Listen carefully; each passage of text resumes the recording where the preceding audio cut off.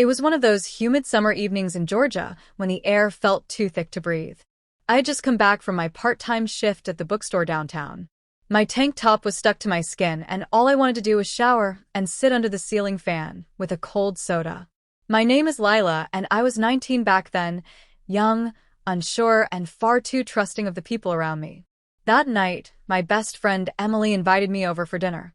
Her father was away on a business trip, but his old college friend, Richard, was staying at their house for a few days to help with some home repairs. I had met him a few times before, tall, graying, always dressed in button-ups, even when it was hot. He seemed nice enough, the type of man who smiled too politely and asked too many questions. Emily and I had been inseparable since middle school.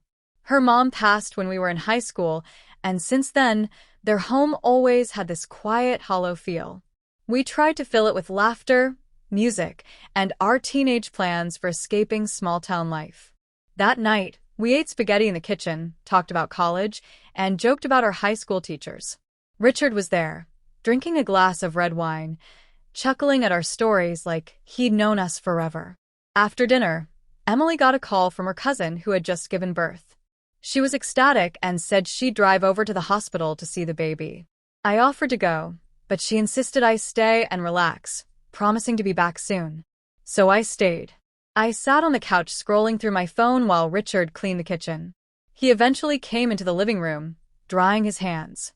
"You and Emily are like sisters," he said as he sat down on the other side of the couch. I smiled and nodded. "Yeah, we practically grew up together." He started asking about my plans for school, what I wanted to major in, whether I was seeing anyone. At first, it felt like friendly conversation. But slowly, his tone shifted. His questions got more personal. He asked if I ever felt lonely, if I liked older men. I laughed nervously, thinking he was just joking in that awkward grown-up way. I shifted on the couch, inching a little farther away. "Relax, Lila," he said, his voice low. "I'm just making conversation." I tried to brush it off, acting like I wasn't uncomfortable. I told myself I was overreacting. Maybe he didn't mean anything by it. But then he scooted closer. His hand landed on my knee, not in a comforting way, but in a deliberate, heavy way that made my stomach turn. "Richard," I said softly, trying to keep my voice steady, "maybe we should wait for Emily." He ignored me, his hand moving slightly, and I tensed. I whispered, "Please don't," hoping he'd stop, hoping he'd realize this wasn't okay. But he leaned in, too close, and I could smell the wine on his breath. Everything in me froze. I felt his hand press deeper, not physically hurting me, but emotionally cracking something inside. I whispered again, firmer this time, "Stop." He paused, looked at me, and for a second I thought he would retreat. But instead, he smiled a strange, cold smile. "You're a grown woman, Lila. You know what you want." "No," I said, louder this time. I pulled away and stood up. My voice trembled, but I held my ground. "You need to leave me alone." The room was quiet except for the humming of the ceiling fan. He watched me for a moment, then stood up too, raising his hands like he meant no harm. All right. I was just teasing.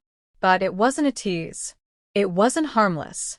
It was a violation of trust, of comfort, of everything I thought was safe in Emily's home.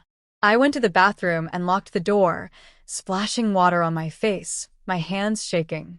I stayed in there until I heard the front door open and Emily's voice echoing through the house.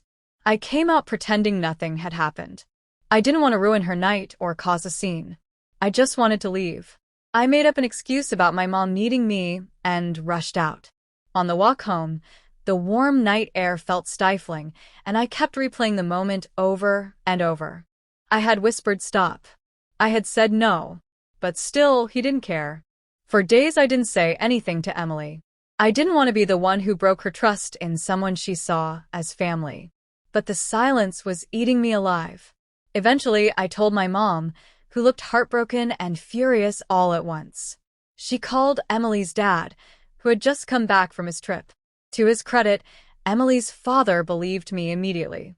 He apologized again and told me Richard would never set foot in their house again. Emily cried when she found out. She hugged me tightly and said she was sorry I went through that in her home. I wish I had stayed, she said. It wasn't your fault, I told her. And I meant it. That experience changed me. It made me more guarded, more aware of how quickly a smile can turn into something sinister. I didn't report it to the police. I didn't think anyone would take it seriously, since nothing really happened. But something did happen. Something very real. And it left a mark that no one could see but me. A year later, I saw Richard at a grocery store across town. He pretended not to notice me. I watched as he walked past the fresh produce aisle like a ghost. Part of me wanted to yell, to call him out, to make everyone see what he was. But I didn't.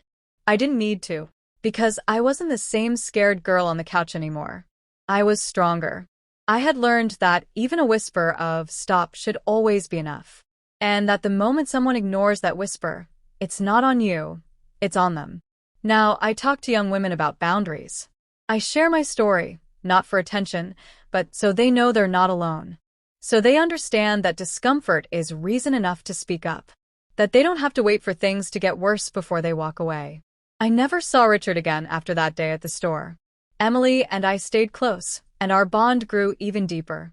We moved to the city together after college and started our own lives. But every now and then, on a hot summer night when the air is too thick to breathe, I remember that evening.